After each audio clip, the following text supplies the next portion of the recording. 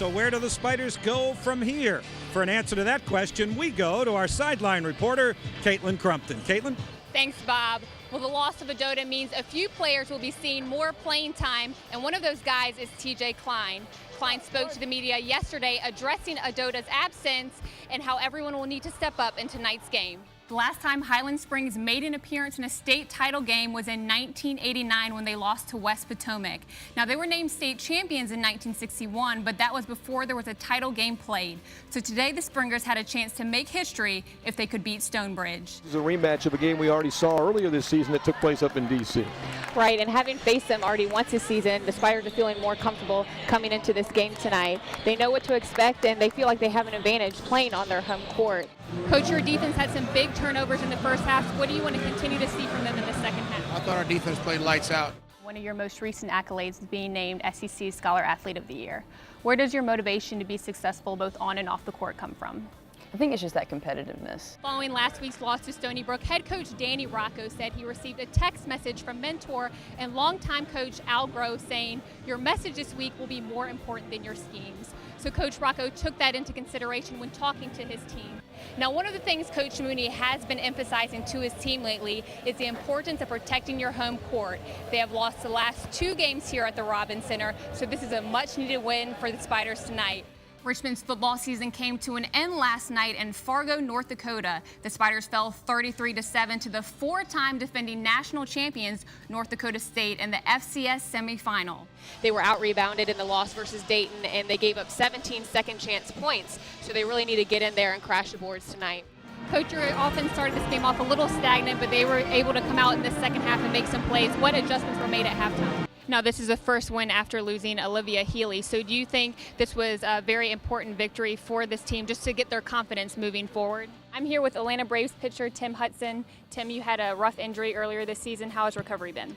It's been pretty good. Will Wade looking for his first big win of the season in the first half. Jaquan Lewis with a nice pass to Ahmed Hamdi for the basket and foul, and he would have 5 in the first half. Olivia Healy is sitting right behind me, and she's involved in every single play of this game. Even though we won't be seeing her on the court today, it's great to hear her encouraging and cheering on her teammates. Well, the Spiders are now going to be switching to a 2-3 defense as they were playing man throughout the game. So we'll see how that affects Georgetown's offense.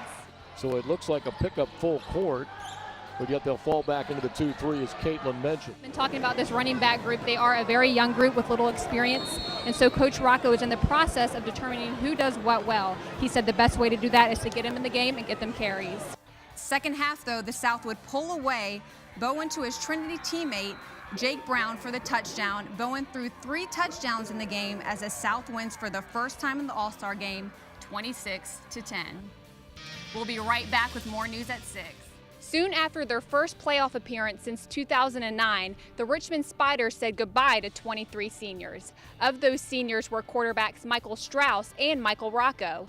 So who would fill the quarterback shoes for the 2015 season? Sophomore Kyle Lauletta was named starter, and despite not having played in a game since 2013, the Spiders are confident he is the right man for the job. I like what we have in Kyle Lauletta. I think he's a gamer. I think he's smart. He can make all the throws.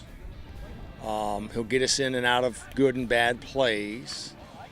And I think he'll be a really good leader for us. In years past, the Spiders' offense has been dominated by their strong passing game. But this season, they turned their attention to the backfield.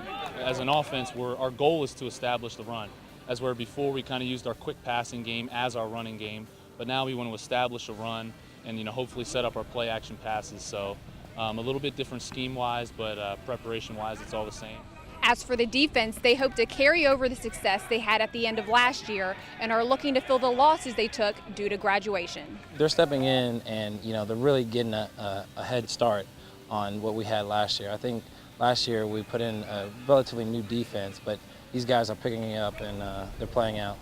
Everyone is leading, everyone is encouraging the guys. I just like that. Like last year we would kind of sit back a little bit and let the older guys lead, but now everyone's taking the initiative and just everybody's leading. The Spiders have high expectations for this season, despite the preseason selection to finish 5th in the conference. The CAA is filled with talent, between UNH, William & Mary, I could name everybody in our in our conference. But at the same time, us being picked 5th, we know we're more talented than that. We know we can be better than that.